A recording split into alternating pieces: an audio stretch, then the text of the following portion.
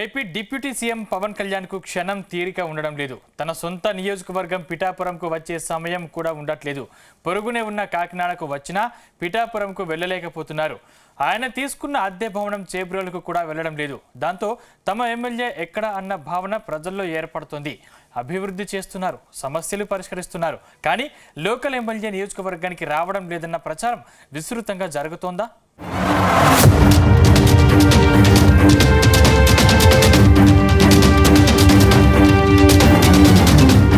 Andhra Pradesh deputy CM Pawan Kalyan ప్రభుత్వ కార్యక్రమాలతో క్షణం తీరిక లేకుండా ఉన్నారు. రాష్ట్రమంతటా పర్యటిస్తూ అనేక అభివృద్ధి కార్యక్రమాలకు శ్రీకారం చుడుతున్నారు. పవన్ కళ్యాణ్ రాష్ట్రమంతటా పర్యటిస్తున్నా పిఠాపురంలో మాత్రం తిరగడం లేదని ఓ ఆసక్తికర చర్చ జరుగుతోందట. ఎమ్మెల్యేగా గెలిచాక పవన్ కళ్యాణ్ 3-4 సార్లు మాత్రమే పిఠాపురంకు వెళ్లారు. కానీ అక్కడి ప్రజలకు ఇబ్బందులు లేకుండా సమస్యలన్నీ పరిష్కరిస్తున్నారు. ఇందుకోసం 4 నేతలకు కీలక బాధ్యతలు అప్పగించారు. దాంతో ఆ నేతలంతా ఎప్పటికప్పుడు సమస్యలు పరిష్కరిస్తూ ముందుకు సాగుతున్నారు.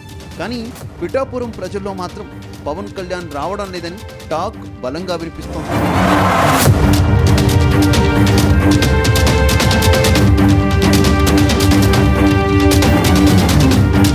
వాస్తవానికి పిఠాపురం నియోజకవర్గంలో పిఠాపురం, గొల్లప్రోలు, యు కొత్తపల్లి మండలాలు ఉన్నాయి. ఇప్పటికే పిఠాపురంలో MLC Hariprasad, party in-charge Marreddy Srinivasarao, TIDCO chairman Vemulapati Ajay, అడపాదడప నాగేంద్రబాబు వస్తున్నారు. కానీ వీళ్ళందరూ స్థానికేతరులే. స్థానిక సమస్యలు వీరికి తెలియదు. పిఠాపురం నియోజకవర్గం ప్రజలు ఏ సమస్య వచ్చినా తమ ఎమ్మెల్యేను కలవాలని ప్రయత్నిస్తున్నారు. ఎమ్మెల్యే క్యాంపు కార్యాలయానికి వస్తున్నారు. కానీ అక్కడ ఎమ్మెల్యే ఉండడం లేదు. దాంతో పవన్ కళ్యాణ్కు కలిసే అవకాశం లేకుండా పోయిందని ప్రజలు వాపోతున్నారట. అటు నియోజకవర్గంపై పూర్తి పట్టులేని, ఇక్కడకు పూర్తిగా కొత్తవారైన ఆ 4 ఉంటున్నారు. దీంతో వారి సమస్యలు ప్రస్తావించలేకపోతున్నారు. అదేవిధంగా పార్టీ ఆవిర్భావం నుంచి పనిచేస్తున్న కడారి తమ్మయ్య నాయుడు, డాక్టర్ పిల్లా శ్రీధర్ వంటి నాయకులు ఉన్నారు. వారికి కూడా ఇన్ఛార్జీలతో సంబంధాలు అంతంత మాత్రమే ఉన్నాయి. దీంతో ఈ విషయం పవన్ దృష్టికి వెళ్ళినట్టు తెలుస్తోంది.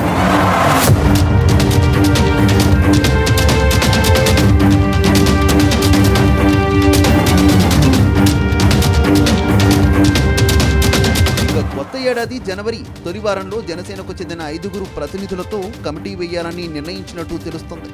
3 మండలాల నుంచి ఒక్కొక్కరిని, అదేవిధంగా గొల్లప్రోలు, పిఠాపురం పురపాలక సంఘం, నగర పంచాయతీ నుంచి మరొకరిని కలిపి మొత్తం 5 మెన్ కమిటీగా నియమించబోతున్నట్టు సమాచారం. ఆ ప్రాంతాలకు చెందిన కార్యకర్తలు లేదా ప్రజలు వారిని కలవాలి. వారు స్థానిక సమస్యలు, ప్రజలు ఎదుర్కొంటున్న ఇబ్బందులు, పూర్తి రాజకీయ పరిస్థితులు ఎమ్మెల్సీ హరిప్రసాద్, చైర్మన్ వేములపాటి అజయ్, మర్రెడ్డి శ్రీనివాస్కు తెలియజేస్తారు. స్థానిక సమస్యలపై వారు ఇన్ఛార్జీలకు సమస్యలు వివరిస్తారు. తద్వారా సమన్వయం లోపం లేకుండా అందరినీ కలిసే అవకాశం ఏర్పడుతుందని పార్టీ వర్గాలు భావిస్తున్నాయి.